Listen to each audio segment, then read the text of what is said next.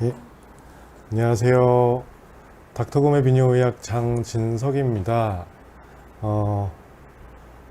오늘은 늘 같이 하던 연재승 선생님하고 같이 나온 게 아니고 특별한 저희 선배님을 모셔서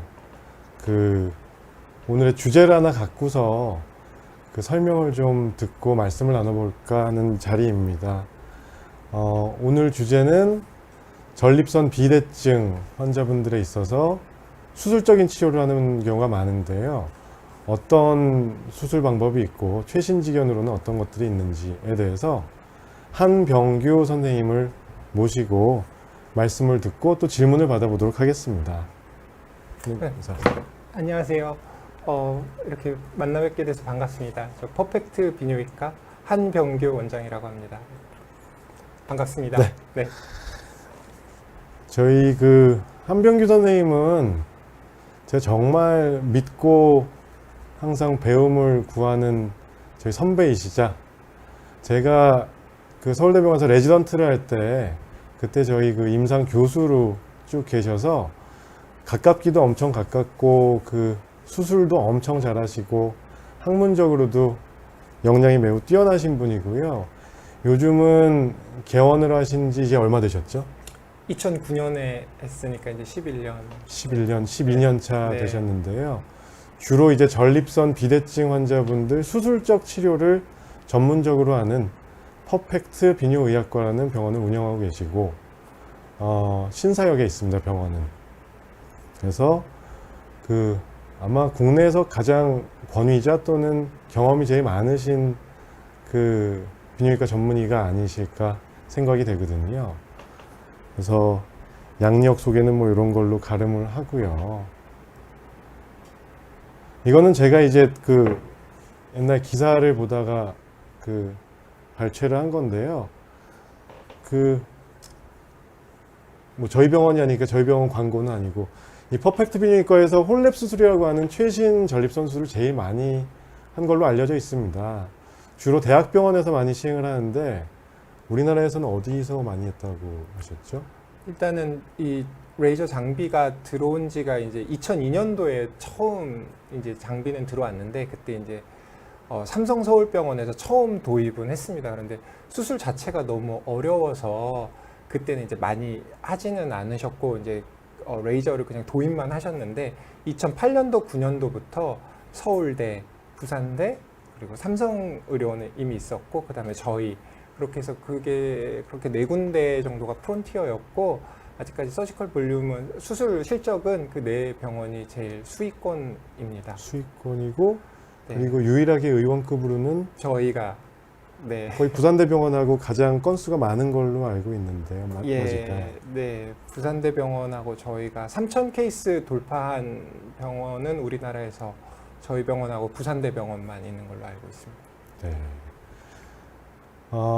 그래서 뭐 홀랩 수술은 저도 서울대병원에 있을 때 어시스트도 많이 하고 많이 보긴 했는데, 실제로 저도 저희 병원에 전립선 비대증으로 환자분들 많이 오시거든요.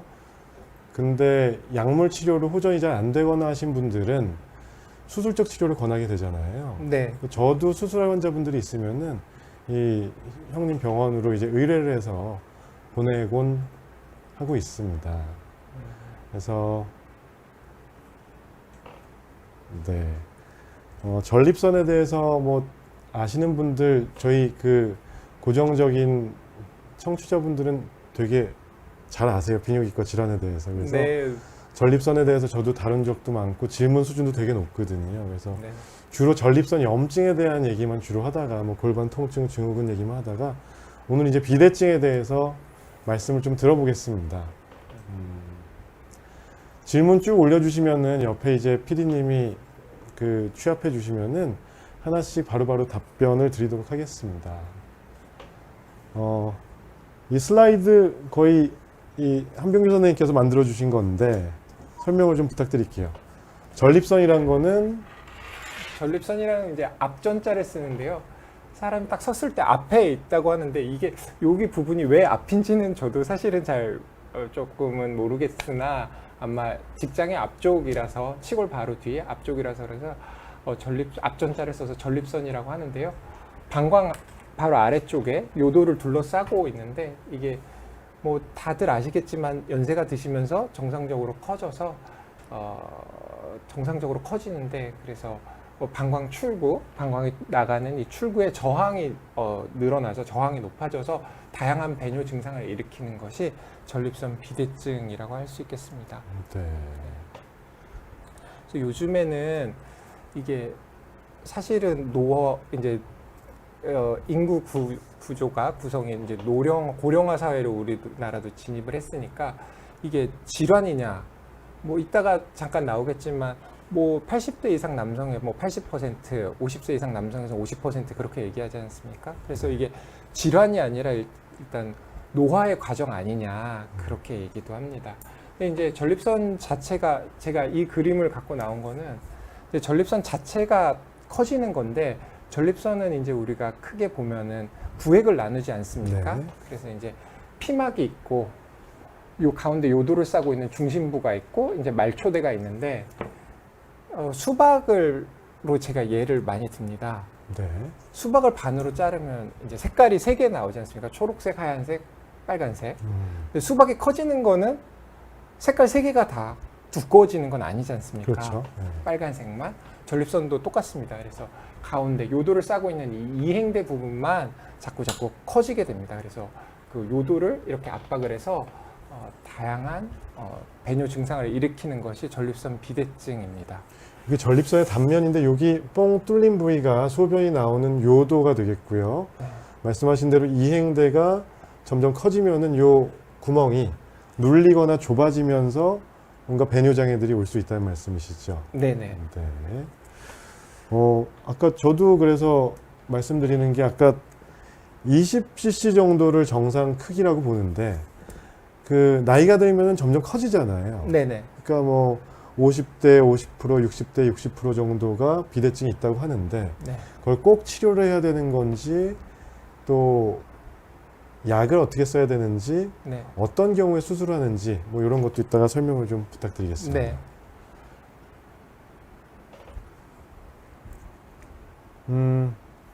일단은 저기 한번 이홍원님 질문 주셨는데요. 전립선 비대 37g인데 약을 계속 먹어야 되나요? 약을 먹기 싫은데 수술해야 되나요? 뭐 이런 질문 하시는 분들 많잖아요. 평생 약 쓰고 싶어 하시는 분들 누가 있겠어요, 그죠? 네. 부작용도 있을 수 있고, 근데 또 수술을 하게 되는 게 무조건 처음부터 수술을 권하지도 않으니까요. 네. 어떻게 보세요? 일단은 저는 37이라는 거를 써주신 게 좀 의미심장하다고 보는데요. 모든 전립선 비대증 환자의 크기를 평균을 내보면 네. 37, 38g 정도라고 하니까요. 아, 그래요? 네네네. 40g이 채 안 됩니다. 그러니까 딱 평균 전립선 비대증 환자를 전부 다를 보면 네. 뭐 22g 정도 되는데 비대증 증상이 있으신 분들도 있고 그렇죠. 네. 뭐 6, 70g이 되는데 생각보다 증상이 심하지 않은 분들도 있고 네. 근데 어쨌든 37g은 평균적인 전립선 비대증 크기입니다. 근데 뭐 선생님께서 뭐 이전 채널을 방송에서 다루셨을지는 모르겠지만 수술을 꼭 해야 되는 경우들이 몇 가지 있습니다. 뭐 혈뇨가 계속된다든지 혈뇨. 네, 네. 아니면 소변을 전혀 못 보는 요폐가 네. 계속 반복된다든지 아니면 지속적인 요로 감염이나 방광 결석이 동반된 경우 그런 경우에는 꼭 수술을 해야 되는데 그런 경우는 사실 전체 수술을 하는데 10% 20% 정도 미만 정도 됩니다. 네. 대부분은 약물 치료, 전립선 비대증 증상이 있으면 약을 쓰게 되는데 약에 부작용이 있다거나 약물 치료를 조절을 했는데도 불만족스럽거나 네. 아니면 지금 질문 주신 이용원님처럼 약을 드시기가 싫으신 경우 네. 그런 경우는 이제 수술을 고려할 수 있는 네, 거죠. 그러니까 절대적으로 수술을 꼭 해야 되는 거는 아니고 수술을 고려해 볼 수 있겠다.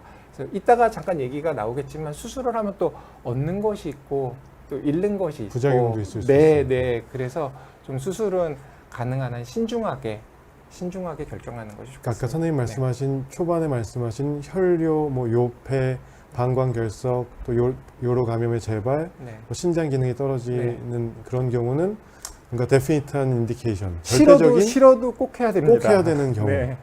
그래서 그 가끔씩 요패, 반복되는 네. 요패 때문에 오시는 분들은 꼭 수술을 권합니다, 저도. 네.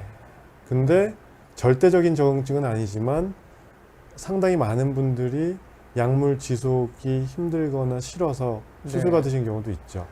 그리고 사실 대부분이 이제 아시겠지만 두 가지 약제가 베이스로 처방을 하지 않습니까? 네. 이제 출구 저항을 낮춰주는 알파 이제 블로커가 이 알파 있고, 차단제하고 전립선 크기를 줄여주는 뭐 5ARI. 5ARI. 그렇게 네. 말씀드려 다 아십니다. 네, 수준이 굉장히 높으시네요. 네. 그런데 이게 지금 약을 비뇨의약과 약만 드시는 건 아니거든요. 그죠. 요즘에는 혈압약만 해도 한 4알 정도 드시고 신경과 가면 뭐 8개 정도는, 그러니까 약 개수를 줄이기 위해서 수술을 하시는 경우도 꽤 있습니다. 이게 네. 어떻게 보면 증상의 조절이지. 우리 뭐 감기에는 약이 없다고 하지만 뭐 감기 약 먹고 나으면 더 안 드셔도 되지 않습니까? 근데 그쵸. 혈압약이나 당뇨약은 꾸준히 혈압을 드셔야 조절하기 되는 위해서, 혈당을 조절하기 위해서 평생 드셔야 되는 약이잖아요. 네. 전립선 비대증도 증상 조절을 위해서 드시는 거기 때문에 약을 먹고 낫는 병이 아닙니다. 그래서 일평생 계속 드셔야 되는 거기 때문에 그게 싫어서 수술을 고려하시는 경우, 다른 약이 너무 많아서 약을 줄이시려고 수술을 하는 경우도 분명히 있고 그게 도움이 됩니다. 근데 또 뭐 그 이용원님 같은 경우에는 연세가 어떻게 되시는지 사실 궁금하고요. 수술을 또 너무 조기에 받으면 나중에 이게 전립선을 드러내는 게 아니기 때문에 다시 커져서 약을 완전히 끊지 못하고 다시 써야 되는 경우도 분명히 존재하죠. 실제로 있고 그런 것들이 숙제로 남아 있었는데 이제 홀랩 수술이 그래도 재발률을 가장 낮출 수 있는, 그러니까 1회 치료로 가능한 재발률을 낮춰서 효과는 좋게 하는 것이 좀 아이디어란 치료법인데 그게 가장 근접한 것이 홀랩이라고 할 수 있겠습니다. 네. 네. 그러면은 원빈도 눈두개 나도 눈두개님 질문까지 받고 또 슬라이드 넘어가 볼게요. 소팔메토를 젊을 때부터 먹으면 전립선 비대증 예방에 도움이 될까요? 전혀 안 됩니다. 전혀 안 되죠. 네. 네. 그럼 만약에 탈모를 목적으로 아보다트를 쓰시면 어떻게 될까요? 30대부터 30대부터 예를 들어서요. 뭐 이게 롱텀하게 데이터가 사실은 있지는 않지만 그 이제 아보다트를 얘기를 하셨지만 이제 네. 피나스테라이드, 프로스카는 그게 있는데 PSA에는 영향이 있는 걸로 나와 있죠. 그죠. 네. 그런데 이제 볼륨 같은 경우에는 약간은 영향이 있지만 네. 그 진행을 크게 막지는 못한다. 네. 근데 아보다트를 이제 복용을 하는 건, 아보다트는 분할해서 복용을 분할이 할 수가 아니지. 아니니까 그럼 좀 그러니까 저도 글쎄요. 네. 프로페시아는 뭐 1mg이니까 거의 영향이 없다고 알고 있는데 아보다트를 매일 정용량을 네. 몇 년을 쓴다면 어떻게 될까 한번 궁금해서 여쭤봤습니다. 아마 어느 정도 진행을 예방을 할 수는 있겠죠. 근데 그게 사실은 아보다트를 먹어서 예방이 그나마 이 정도를 내가 배뇨 증상을 느끼는 건지 한 20년 후에 네. 50대가 됐을 때 아니면은 먹으나 마나 했는지 그거는 정말 이렇게 롱기튜디널 스터디를 해봐야 아는 거니까 네. 어렵죠, 증명하기는. 알겠습니다. 네. 네, 딸기80님 안녕하세요. 그래서 전립선 비대증에 대해서 이제 간단하게 말씀을 드리면은 전립선이 나이가 들수록 커지고 네. 방광이 나가는 출구가 막히는 폐색이 되고 네. 그로 인해서 배뇨 증상 또는 네. 배뇨 장애 또는 하부요로 증상 네. 다 비슷한 얘기일 텐데 이런 세 가지 요소가 갖춰졌을 때 비대증이라고 부른다는 그렇죠. 말씀이시죠? 전립선이 커졌는데 증상이 없으면 비대증 아닌 거죠. 네. 방광출구 폐색이 있어서 증상이 있는데 전립선 커진 전립선 때문이 아니라 뭐 결석이라든지 그렇죠. 방광 경부의 구축이라든지 그런 것들 때문에, 폐색 때문에 증상이 생겼다. 그럼 비대증이 아니죠. 요 세 가지가 다 있는 요 부분이 세 개의 교집합이 전립선 비대증이라고 할 수 있습니다. 가끔 이제 요즘은 30대 때도 그 건강검진을 뭐 정밀하게 받으시는 분들은 네, 검진 항목의 항문으로 경직장 초음파를 보고 오시는 분들이 있거든요. 있죠. 뭐 근데 계시죠. 30대 25cc다. 네, 비대증이니 비뇨기과를 방문해 보시오. 네. 근데 증상도 없고 네. 뭐 이런 경우에는 그냥 안심하시고 주기적으로 검사만 받아보시죠라고 보통 얘기를 하죠. 예, 맞습니다. 그래서 이 세 가지가 같이 있을 때 음. 비대증으로 정의를 한다는 말씀이고요. 전립선 비대증 나이에 따른 유병률이네요, 그죠? 네. 거의 인종과 나라, 국가와 상관없이 나이가 이 그래프 하나가 다 연구들이니까요. 나이가 네. 증가하면서 같이 이렇게 거의 정비례로 어느 인종에서나 어느 국가에서나 어느 문화권에서나 이렇게 증가하는 걸 볼 수 있고 아까 이제 30대 검진 말씀을 하셨는데 실제로 좀 이렇게 정상이 20g인데 뭐 저는 25g입니다. 전립선 비대증인가요? 그렇게 하면 상당히 좀 대답하기가 난감한 경우들이 있는데요. 네. 이제 50세 이상 남자를 타겟으로 요거를 좀 기억해 주시면 네. 일단은 이제 임상적인 진단이니까요. 물론 그 전에 뭐 주베나일 BPH라는 게 또 드물게 있으니까 그렇기는 한데요. 그러니까 비정상적으로 청소년기 때부터 커져가지고 폐색 증상이 일어나는 경우가 뭐 10만 명에 1명 그 정도 있다고는 하는데 일반적인 경우에는 50세 이상 남자에서만 네. 해당된다고 기억하시면 좀 도움이 되실 것 같습니다. 또 다음 슬라이드 넘어가면 전립선 비대증으로 인한 여러 가지 증상들이 있는데요. 일단은 폐색 증상.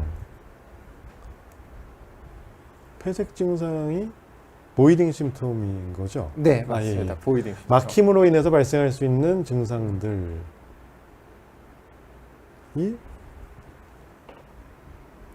이제 뭐 폐색 증상 하면 이제 뭔가 막혀서 생기는 증상이니까 네. 비대증은 실제로 커져서 방광이 나가는 길이 막혀서 생기는 거니까 폐색 증상이 생기는 건 어떻게 보면 당연하죠. 줄기도 약해지고 한참 있다 나오고 뚝뚝 제가 끊어지고. 슬라이드를 맞아요. 편집할 때 잘못했어요. 어. 전립선 비대증 이거는 자극 증상이고 그러네요. 이걸 제가 그 네네네네. 편집을 잘못해서 요게 이제 폐색 증상이죠. 그렇죠. 네네네네. 소변을 보려면은 한참 기다려야 하고 네. 소변 줄기가 약하고 끊어진다. 네. 그다음에 마지막에 뚝뚝 떨어지거나 뭐 배뇨 후 점적 같은 것도 있을 수가 있다는 얘기고요. 네네. 소변 보는데 시간이 오래 걸리고 잔뇨감이 든다. 네. 이런 게 막힘으로 인한 증상들이고요. 네. 그다음에 이런 증상들이 네. 자극 증상이죠. 네네네. 네, 그래서 소변이 자주 마렵고 자주 급하고, 급하고 참기 어렵고. 힘들고 또 밤에 깨는 야간뇨까지요. 예. 그래서 이거는 자극 증상 같은 경우는 막혀서 생기는 건 아니지만 전립선 비대증 때문에 이런 증상도 올 수 있습니다. 그래서 요 슬라이드는 저희가 예전에 뭐 전립선 배뇨장애 다룰 때 많이 썼던 거라서 네. 그래서 여기는 저장 증상이 아까 얘기했던 자극 증상하고 같은 터미놀로지인 거고 배뇨 증상이 폐색 증상과 같은 터미놀로지 용어이고 이 배뇨 후 증상은 어떻게 보면은 배뇨하고 묶어서 그냥 폐색 증상으로 볼 수도 있기 때문에 네. 이런 증상들이 전립선 비대증이 있으면은 생길 수 있고 물론 전립선 비대증 외에 다른 원인으로도 충분히 생기실 수가 있죠. 뭐 과민성 방광도 네, 있고 뭐 맞습니다. 신경인성 그래서 방광도 있고 하겠지만 전립선 비대증 그래서 진단하는 검사가 어떻게 보면 다른 이상 없는지 이렇게 제외하는 배제하는 의미도 있습니다. 네. 여기서 제가 또 질문이 하나 있는데요. 그 홀랩이 제일 좋은 수술 방법이라고 요즘은 각광을 받고 있는데 저장성 증상도 많이 좋아지나요? 이거는 케이스 바이 케이스라고 네. 할 수 있습니다. 그래서 방광 기능이 좀 네. 괜찮으신 분들은 저장 증상이 좀 빨리빨리 회복이 되시는 것 같아요. 예. 그런데 이게 너무 오래됐거나 방광 기능이 이미 방광이 망가졌다거나 쉽게 네. 얘기하면 폐색 때문에 2차적인 변화가 이제 출구가 좁으니까 방광이 소변이 차면 늘어났다가 볼 때는 확 짜주는 일종의 근육 주머니니까 근데 이게 좁으니까 출구가 좁으니까 점점 더 센 힘으로 짜야 되니까 이 2차적인 변성이 일어날 수밖에 없는데 그런 2차적인 변성이 너무 많이 일어나면 사실은 이런 저장 증상이 호전이 되는 데는 좀 한계가 있습니다. 있을 수 그래서 있겠죠. 너무 수술 타이밍을 좀 잡는 것도 어떻게 보면 비뇨의학과 의사가 할 일 중에 하나입니다. 네. 그렇게 보면은 수술을 좀 조기에 받는 게 이런 저장 증상을 악화시키는 걸 막는 데는 도움이 되겠네요. 조금- 일리가 있으신 말씀인데요. 네. 꼭 수술만이 꼭 그거를 진행을 막는 거는 아니니까 꼭 수술이 능사처럼 그렇게 들릴까봐 제가 네네네. 그게 제일 조심스럽습니다. 그러니까 선생님 말씀은 맞습니다. 수술을 하면 폐색을 없애는 거니까 폐색으로 인한 2차적인 증상은 사실은 뭐 해소할 수 있는 거니까 그렇지만 이제 수술 이따가 나오겠지만 수술 타이밍을 잡는 거는 꼭 절대적으로 꼭 이 시기에 해야 되는 그런 경우들은 지극히 좀 제한적인 경우가 있고 네. 의사와 상의해서 그 적절한 타이밍을 적절하게 잡는 게 좋을 것 같네요. 네. 그러니까 요 증상 그래도 확실하게 좋아지는 요거는 오줌발 세지는 그거는 거는 거의 무조건입니다. 확실하고 무조건이고 그러니까 가끔씩 비대증이 심해서 오시는데 이거는 별로 없고 네. 과민성 방광에 해당하는 저장 증상만 심하신 분들은 저는 그렇게 처음부터 수술을 권하지는 않는 편이거든요. 그래서 네. 조금 더 지켜보시자고 하는데 뭐 습관 교정이나 약물 치료 통해서 하자고 하는데 네. 요게 있으면서 아까 2차 변성 이치금님이 물어보셨는데 뭐 방광벽이 비후해지거나 뭐 육주화라고 하는 트라베큘레이션이라고 하는 게 생기거나 하면은 방광이 한번 기능을 잃어버리면은 그건 나중에 그 시기를 놓치면 안 돌아오거든요. 아무리 수술을 해도. 그래서 그런 거를 이거를 저울질을 잘해서 수술 시기를 결정을 해야 되겠네요. 네. 그리고 하나 이제 수술해서 요게 좋아지냐 말씀을 하셨는데 야간요 같은 경우가 사실은 그 삶의 질을 저하시키는 제일 큰 원인 중에 하나거든요. 네.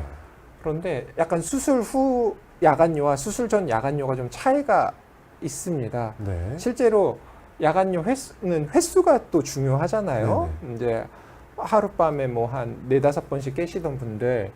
그런데 이게 수술하고 횟수가 줄어드는 분들도 계세요. 한두 번 정도로. 네네. 근데 그렇지 않은 분들도 있거든요. 근데 네. 어떤 분들이 줄어들고 줄어들지 않는지를 수술 전에 예측하는 거는 사실상 불가능하다고 보는 게 맞습니다. 그런데 하나 차이점은 네.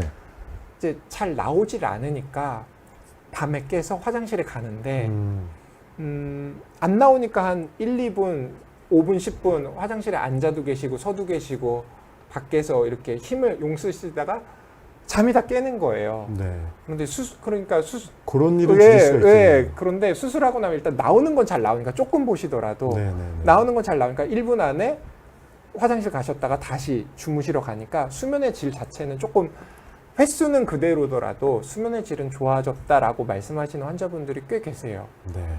네. 좀 그럴 수 교과서에 나오지 않는 좀 필드에서나 느낄 수 있는 일. 네.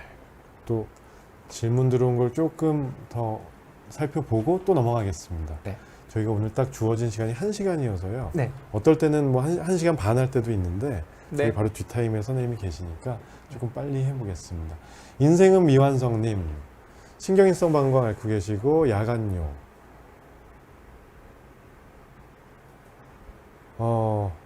일단 신경인성 방광이라는 진단명을 어디서 받으신 것 같은데요. 야간요 때문에 숙면을 못 취하시고 어떻게 하시는 게 좋을까요? 일단 성별과 연령이 좀 궁금하고요. 신경인성 방광 또는 과민성 방광이라는 진단명을 받으셨다면은 비뇨의학과를 한번 방문을 하셨을 것 같은데 이런 경우는 다른 배뇨 증상이 별로 없고 야간요가 주 그 메인 심텀이다. 네.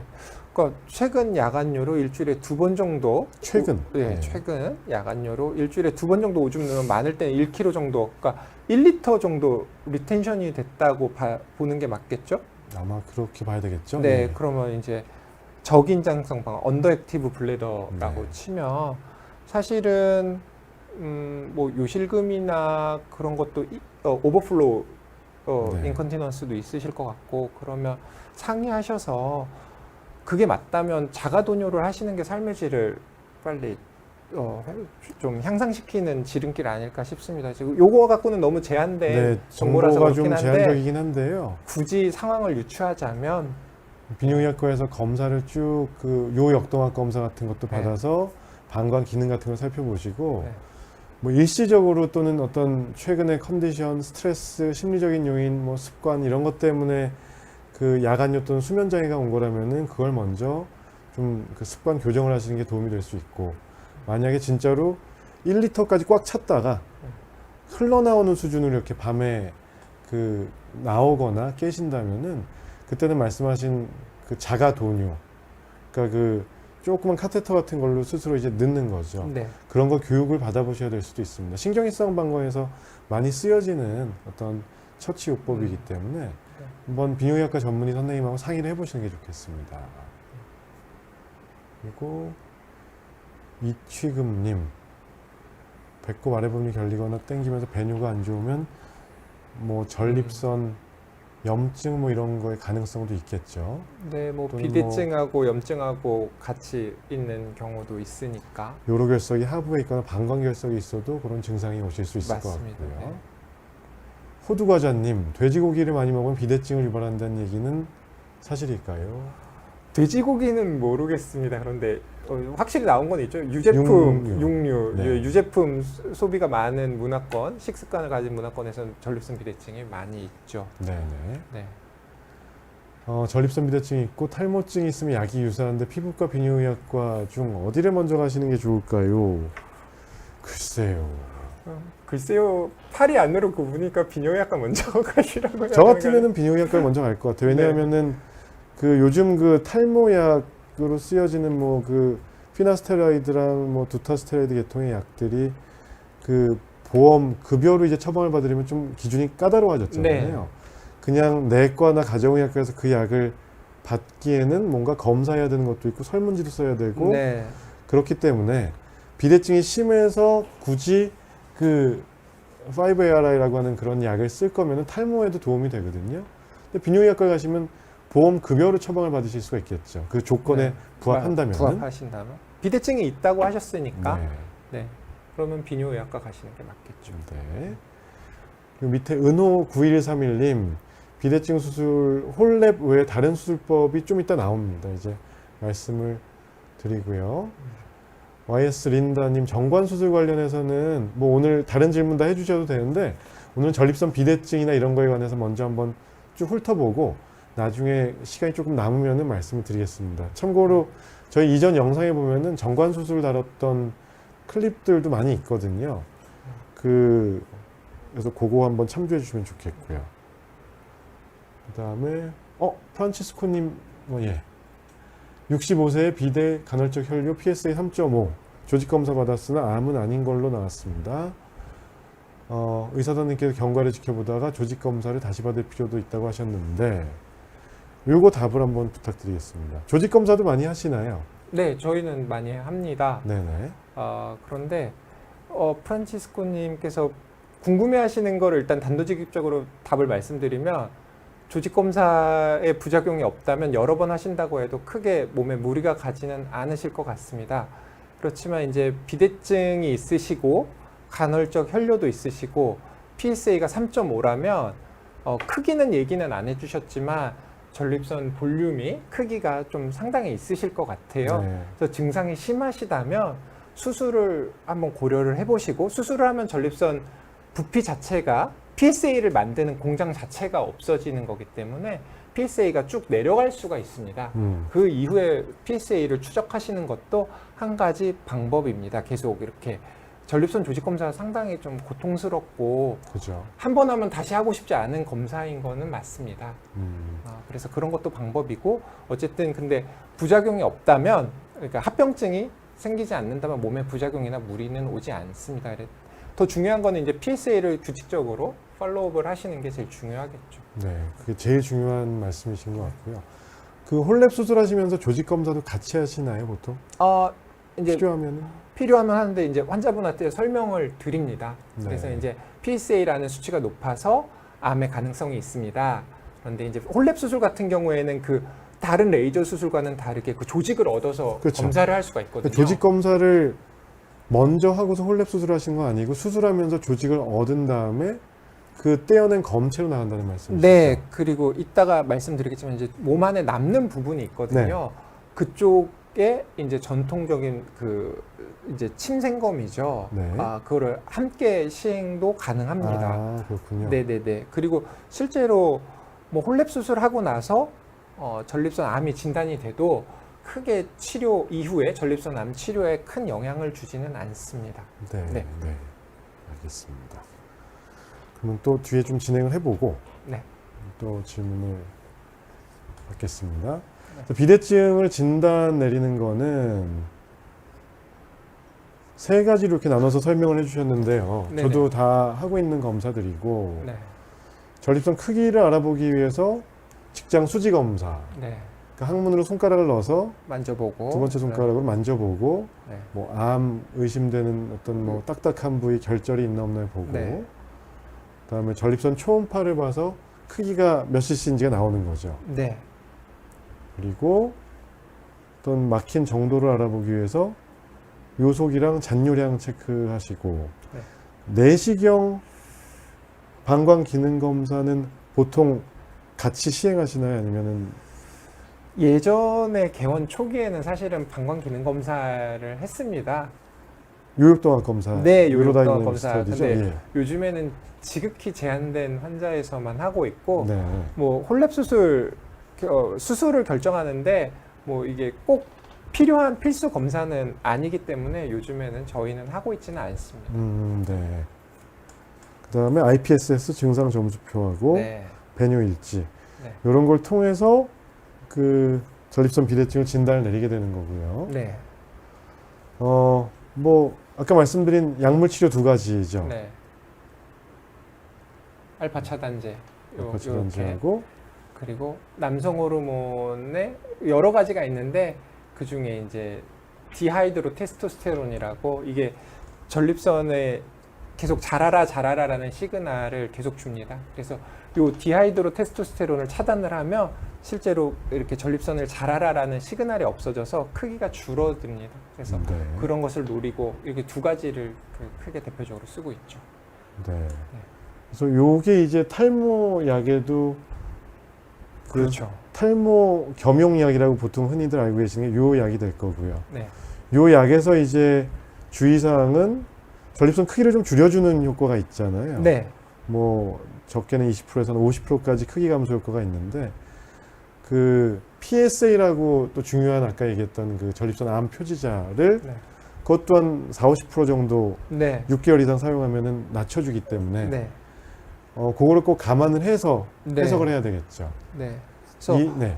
탈모약 드시는 경우도 PSA는 영향을 받기 때문에 제가 그거 아무것도 모르고 그냥 탈모약 계속 먹다 보면 그냥 나는 원래 낫나 보다 그렇게 해서 놓칠 수가 있기 때문에 그런 것들을 한번 꼭 점검을 하고 비뇨기과 의사랑 상의를 하시는 게 좋겠습니다. 네. 요 그래서 꼭 중요합니다.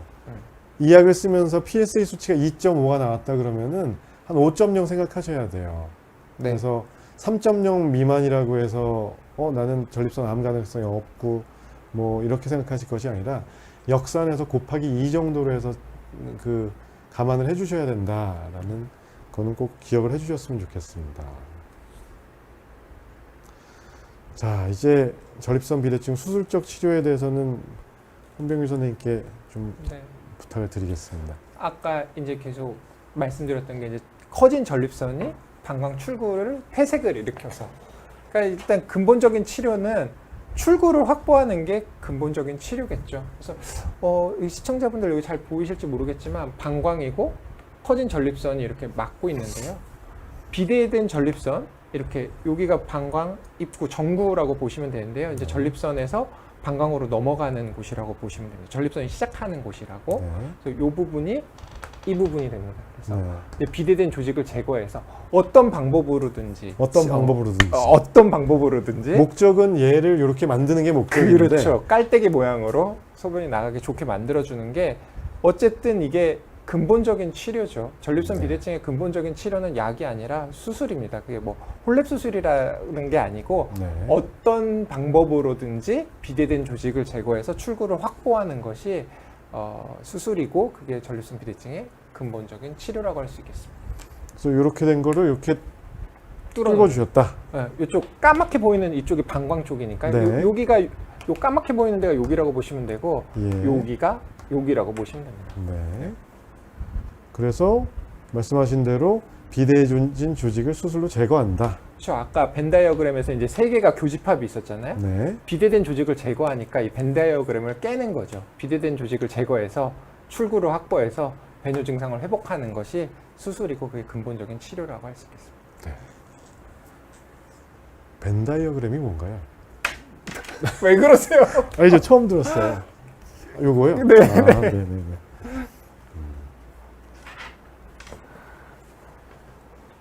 이게 수술적 치료의 변천사 정도로 생각하셔도 되겠고. 네.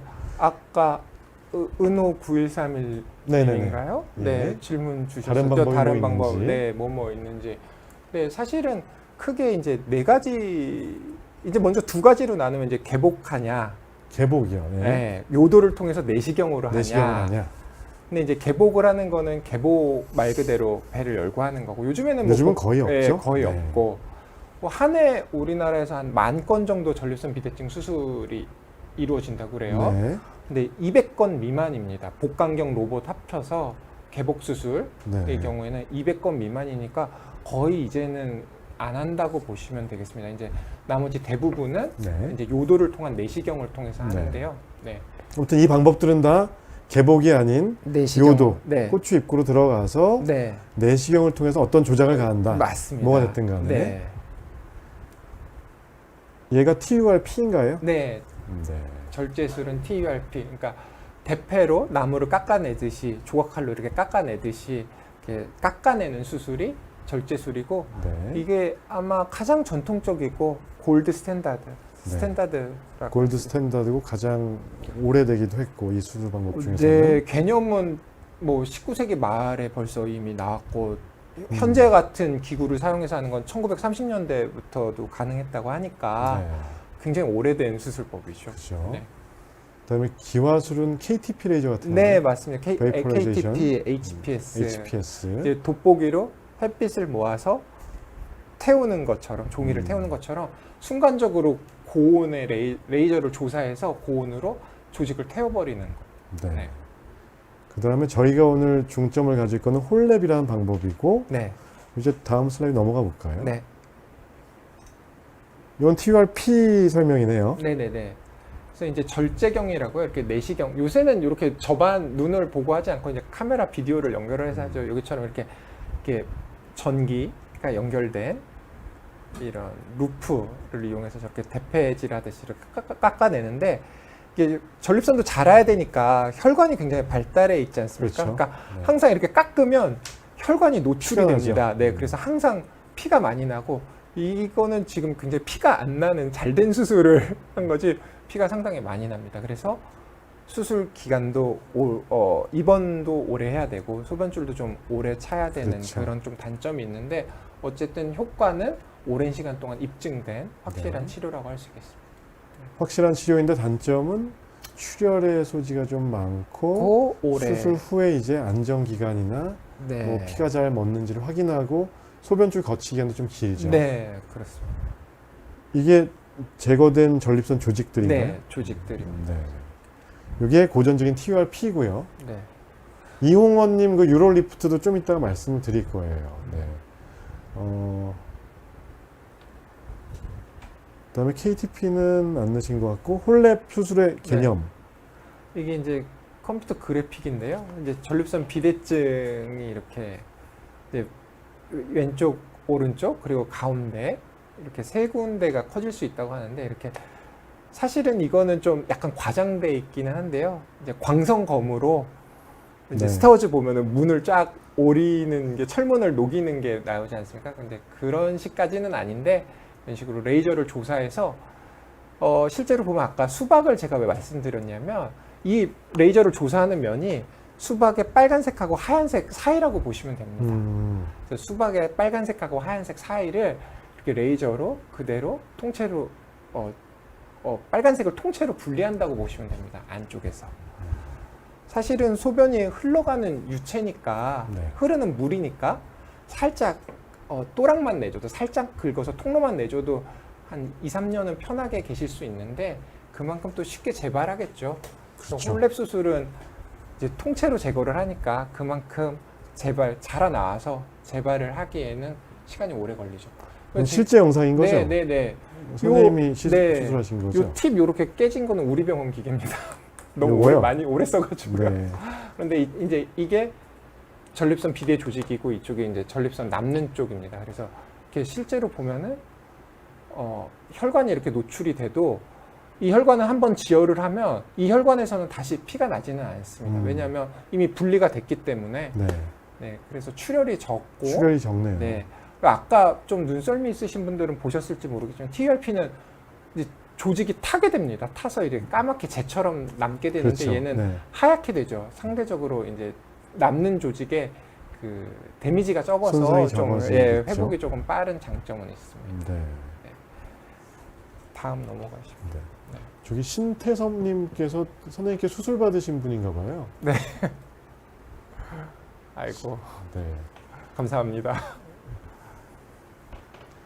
그리고 이게 실제로 지금 이제 떼고 나서 이 통째로 이렇게 분리된 전립선 덩어리라고 보시면 됩니다. 이제 이거를 방광 쪽으로 밀어낸 다음에 분쇄해서 몸 밖으로 석션을 다음이 하는 또 있나요, 영상이? 아니요. 여기까지요? 이게 한 바퀴 쭉 돌려본 겁니다. 그러니까 실제로 이게 한쪽만 뗀 거예요. 한쪽은 이미 떼서 없앴고 한쪽만 뗐는데도 이렇게 꽉 차게 보입니다.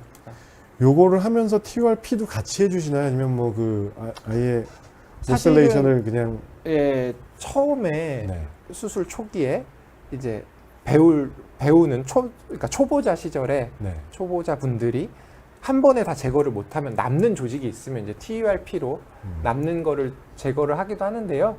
일단 습득을 하고 나면 그 다음에는 그런 TURP를 할 필요는 없습니다. 네. 제가 진짜로 그 남의 병원 광고를 하려고 나온 게 아니고요. 네. 진짜로 그렇게 수술받고 저희 병원에 오시는 분들도 많아요. 네. 뭐 이름을 얘기하긴 그렇지만 어떤 병원에 수술을 했는데 옛날 고전적인 방식들 있잖아요. 예. KTP 레이저 같은 기화술 2세대 방식 같은 걸 네. 했는데 증상이 똑같거나 아니면 금방 재발해서 오시는 분도 많고 네. 그다음에 수술 전후 뭐 초음파 사진 같은 걸 갖고 오셨는데 애시당 쪽에 크지도 않았고 후에도 변화가 별로 없는 그런 경우도 있더라고요. 네. 그 조직을 비대된 조직을 충분히 제거를 못한 못한 거죠. 거죠. 네. 겁이 나니까 네. 뭐 하는 신용만 했다고 하긴 그렇지만 네. 이거 수술한 거 맞아 이럴 정도로 그런 분들이 있는가 하면은 네. 또 어떤 병원에서 이제 홀랩이라고 해서 이제 받고 왔는데 네. 뭔가 이따가 슬라이드에도 나오던데 홀랩은 정말 숙련도가 높은 의사가 해야 되는 수술인 것 같아요. 네. 저희가 이제 서울대병원에 있을 때도 뭐 흔한 경우는 아니지만 왜 그 방광 찢어지는 그런 부작용 네. 모슬레이터가 이제 네. 씹어 먹어서 네. 그런 경우를 한번 보고 나니까 그 웬만한 그 러닝 커브가 완성된 사람이 아니라면은 네. 섣불리 할 수술이 아닌 것 같더라고요. 네. 그래서 이 수술에 대해서 제일 잘 아실 것 같아서 제가 오늘 꼭 모신 거고요. 감사합니다. 그래서 수술하고 나면은 이게 지금 뚫린 사진인 거죠? 네네. 그러니까 같은 분 사진인가요? 네, 요거는 같은 분 사진이고 요거는 다른 이거 동영상인데 동영상입니다. 클릭하시면은 여기 클릭하시면 괜찮습니다. 네. 그러니까 물은 이제 까맣게 보이니까요. 그렇죠. 이제 동영상 나오는 것 같은데 이제 같은 사람이에요, 이거? 요거는 같은 사람이에요. 이게 여기까지가 전립선이잖아요. 네, 여기 요만큼 이제 전립선. 이행대 아까 네. 얘기하신 데고 네, 이거를 도려내서 요렇게 이 스페이스가 네, 나온 거예요. 요것만 남은 거죠. 그죠? 네. 이 테두리 쪽만 남고 네. 여기가 이제 뚫린 거죠, 이렇게. 네네네. 까맣게 네. 보면 옆에서 보면 방광이고 물은 초음파에서 물은 까맣게 보이니까요. 네. 이 부분이 없어져서 이렇게. 이런 분은 아주 시원하게 배뇨하시겠네요. 다행히. 근데 이게 좀 신기한 홀랩 수술이 좋은 게요. 저희가 이제 한 11, 12년 됐으니까 수술을 한 지 한 7, 8년 만에 갑자기 그냥 오신 분들 계세요. 수술 네. 한 7, 8년 전에 받으시고. 네. 그러면 그래도 좀 성적표 받는 기분으로 검사를 해보면 요 모양 그대로 계신 분들이 대부분이세요. 더 리그로잉, 그러니까 다시 자라지 않고 비대가. 그래요? 네. 그래서 배뇨 증상도 뭐 크게 뭐 달라진 건 없고 좋은 상태로 유지돼 있고. 그래서 홀랩 수술이 아무래도 비대 조직을 거의 99% 제거할 수 있기 때문에 네. 효과적으로 비대 조직을 다 제거하는 것이 그게 어떤 방식이 됐건 근데 네. 홀랩 수술이 가장 이상적으로 제거할 수 있는 방법 중에 하나다. 그거에는 네. 거의 이견이 없는 것 같아요. 네. 네. 그리고 그래서- 선생님도 옛날에 TURP도 많이 하셨고 PVP, KTP 다 많이 하시다가 네. 일로 넘어온 거잖아요. 네, 네. 이제 이게 더 좋으니까 이걸 하시는 거고요. 그리고 실제로 이제 가이드라인에서도 미국 네. 비뇨기과학회나 유럽 비뇨기과학회에서도 홀랩이 가능하지 않은 경우에 네. 홀랩이 뭐 기계가 비싸니까 레이저가 자체가 비싸니까 아니면 배우질 못해서 수련을 못 받아서 그래서 홀랩이 불가능한 경우에 개복 수술을 고려해라. 그런 식으로 기술이 돼 있으니까 네. 또 하나의 뭐 스탠다드로 자리 잡는 것은 의심할 여지는 없습니다. 네. 그 질문 또 주신 것들이 있어서 전립선 비대증 외의 것들은 제가 말씀을 드리고 이취금님 전립선 마사지 받는다고 하던데 아까 성관계가 전립선에 안 좋은가가 질문이 아니었던 것 같고 그게 안 좋은가요? 라고 물어보셨던 것 같아요. 그러니까 전립선 마사지가 전립선에 안 좋은가요? 이렇게 물어보셨는데 병원에서 하는 전립선 마사지를 얘기하시는 거겠죠. 뭐 그 다른 종류의 전립선 마사지를 얘기하시는 거 아닐 것 같고 저는 개인적으로 전립선 염증 환자들한테 루틴하게 전립선 마사지는 안 한다고 그때 말씀을 드렸는데 검사할 때 처음 하고 치료 완결할 때는 저도 항상 합니다. 제가 그 치료 목적의 마사지를 저희 병원에서 안 하는 이유는 그렇게 하다가 염증이 더 악화되신 분들이 몇 분 있었어요. 그 실제로 급성 전립선염일 때 자극하면 안 좋잖아요. 네, 그래서 안 좋죠. 그런저런 이유로 무리하지 않고 처음에 검사할 때 마사지액을 받거나 또는 정액으로 저희는 받고 근데 그 치료 목적으로 마사지를 뭐 일주일에 한 번씩 받는 분들도 있어요. 그런 병원도 물론 있고요. 다 교과서적인 치료가 되겠고 뭐 그 중요한 거는 받았는데 좋지가 않은데 그렇죠. 네. 의사가 마사지만 받고 나니까 네.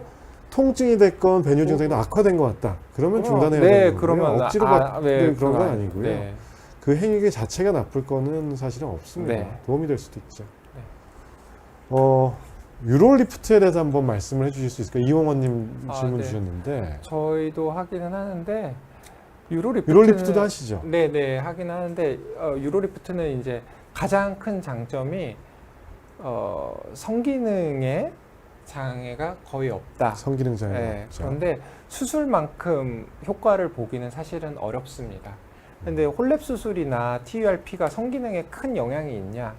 그러니까 발기 자체에는 큰 영향은 없는데 네. 정액이 앞으로 나오지 않고 이제 뻥 역행성 뚫려보니까 사정. 역행성 네. 사정이 생기거든요. 근데 일부 전립선 비대증 약 중에서도 무사정, 그렇죠. 그러니까 역행성 사정하고 비슷한 정액이 나오지 않는 그런 약들이 있는데 그런 약들은 끊으면 3일에서 일주일 사이에 회복이 되는데 수술로 발생한 역행성 사정을 회복시키는 것은 불가능합니다. 그런 것들 때문에 아직 성생활을 영위하시는 분들은 조금 약간 수술 시기를 좀 뒤로 미루는 경우들은 있거든요. 네. 그런데 유로리프트가 수술을 대체할 수는 없고요. 그냥 약 안 드시는 것보다는 약 드시는 게 난데 약 먹기는 싫다. 근데 전립선은 그렇게 크지 않다. 그리고 실비보험 있다. 그럼 유로리프트 좀 고려해 보실 만합니다. 네. 저도 유로리프트는 조금 했었는데요. 저는 조금 다르게 생각하는 거는 유로리프트는 전혀 안 권해요. 저는 이제는 네. 그러니까 하고서 이제 뭐 저희 병원에서 수술 받으신 분도 그렇고 하고 나서 불편하다고 하시는 분들도 꽤 있고요. 증상 호전이 더디다고 하시는 분들도 있고 말씀하신 대로 약 먹는 거 불편해서 유로리프트를 하게 됐는데 효과가 별로 없다는 분들이 꽤 많아요. 의외로. 이거는 저는 그냥 마취해서 수술하기 두려우신 분들 그리고 저는 별로 그런 거 수술병원이 아니니까 안 물어보는데 실손보험 그거 있는 분들이 많이 하는 것 같아요.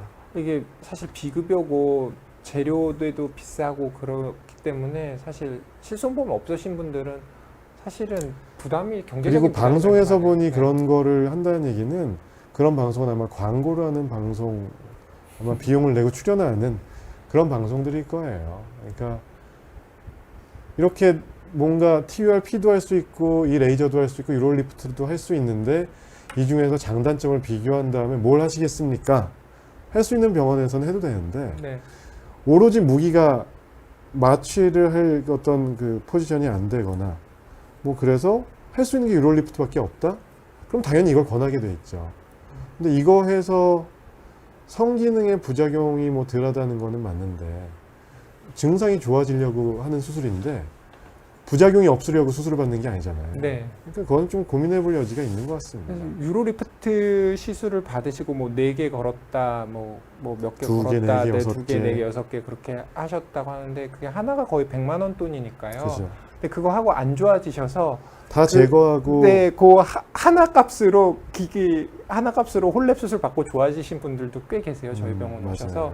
예. 그리고 유로 리프트 시술 받으셨다고 해서 또 홀랩이나 TURP 하는데 뭐 크게 지장은 없습니다. 네. 그러니까 좀 전문의 선생님하고 만약에 안 좋아지셨다면 좀 허심탄회하게 얘기하고 다른 치료법을 고려하시는 게 바람직하겠습니다. 네.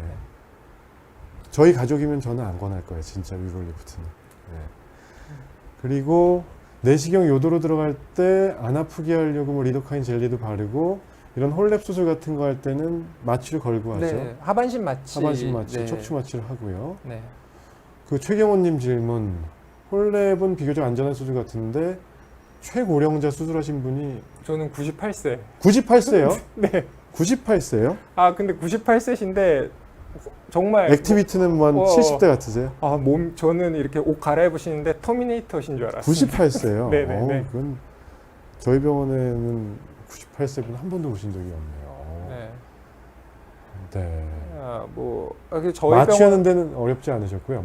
특별한 뭐 마취과 선생님이 잘 해주셔서 네네. 그렇기도 하고 저희는 이제 대학병원이 아니기 때문에 이제 1박 2일로 짧게 입원하시고 다음날 소변줄 빼고 가실 수 있거든요. 네네. 그래서 그런 것들 때문에 좀 편하게 오시니까 좀 연세 많고 그러신 분들도 뭐 크게 부담 없이 오셔서 입원 기간 1박 길지 않고 2일이면은 선생님 병원에 그 1박을 할 수 있는 입원실이 다 갖춰져 있는 네, 거죠. 네. 야간에도 네. 의료진이 있고. 예. 네네. 네. 네. 그다음에 뒤에 이거는 저희 계속 했던 얘기니까 한번 네. 그 천천히 봐주고 계세요. 네. 수술 배우기 어려운 거 인정. 장비도 비싼 거. 네. 저도 이 홀랩 장비를 계속 사려고 알아봤었는데 비싸더라고요. 네. 그러면 이제 환자분들 궁금해하실 수 있는 게 비용이 어느 정도 되나요? 어, 아까 유로리프트는 뭐 실 하나당 뭐 100만 원에서 뭐 네. 400만 원, 600만 예. 원, 뭐 800만 원 받는 병원도 봤거든요. 일단 의료 보험이 되니까요. 네네네. 그래서 의료 보험 돼서 한 150만 원이고 좀 크기가 너무 크신 분들이 있어요. 막 180g, 그런 분도 200g 있죠. 그런 분들은 이제 비용이 조금 더 올라가는 경우는 있는데 음. 뭐 유로리프트처럼 그렇게 많이 올라가진 않고 한 200만 원 정도 선. 의료보험이 수술 수가 자체는 잡혀 있는 거예요. 네네네. TURP랑 그다음에 KTP 레이저 같은 건 요새 비용이 어느 정도 드나요? 아마 대학병원은 큰 차이 없을 겁니다. 그러니까 홀랩하고 그 네. 수술 종류에 따라서 차이는 크지 않은 거죠. 예, 1, 20만 원 내외 네. 차이 안 날 겁니다. 네. 네, 근데 뭐 저희가 이제 보험이 안 되시는 분들, 그러니까 외국 교포, 미국 교포분들이 가끔 오시거든요. 네. 근데 미국에서는 한 $10,000가 넘으니까 그렇죠. TURP 받으려면. 근데 저희는 그런 보험 없는 분들은 얼마를 받으세요? 비급여 다 비급여니까 전혀 그러면 비급여죠. 저희는 $3,500, 그러니까 3,500 불. 350만 원 정도. 네. 그 정도. 미국에 비하면은 네. 많이 저렴하네요. 네, 그래서 꽤 가끔 오십니다. 요즘에야 코비드 19 때문에 못 오시지만. 네. 네. 자, 그래서 요거는 쭉 읽어 봐주셨을 것 같고요. 요거 좋은 것 같아요. 재발률이 아까 말씀하신. 네. 그러니까 아까 계속 JS 리님도 여쭤보시는 게 수술 시기는 언제가 적당하냐. 저희도 전립선 비대증 환자를 약으로 끌고 가면서 유로리프트를 한 적도 있었고 수술을 권해서 형님 병원으로 모신 적도 있었고 뭐 이렇지만 그 보통 너무 젊었을 때 하면은 네. 옛날 같으면은 이게 재발이 5년 10년 뒤에 또 할 수 있으니까 네.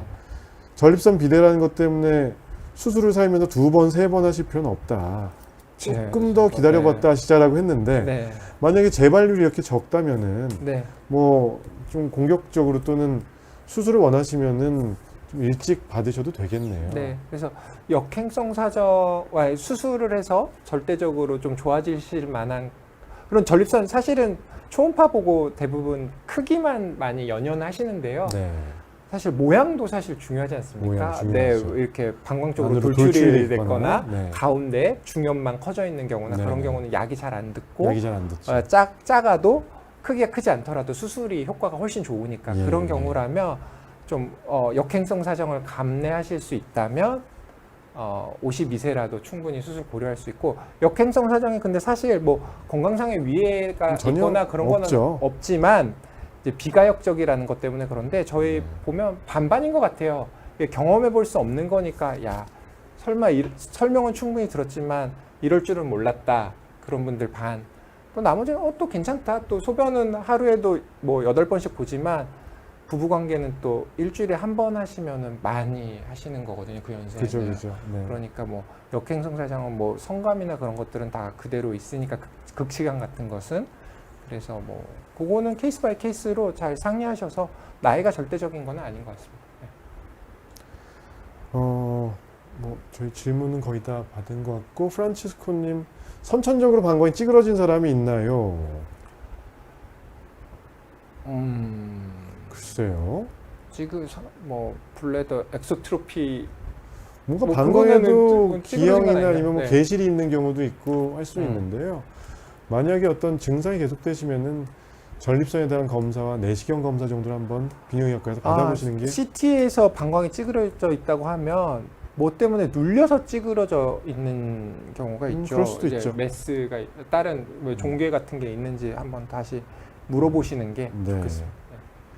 그래서 오늘은 이제 10시가 다 돼가기 때문에 마지막으로 이거는 한병규 선생님이 제안하는 전립선 수칙인데요.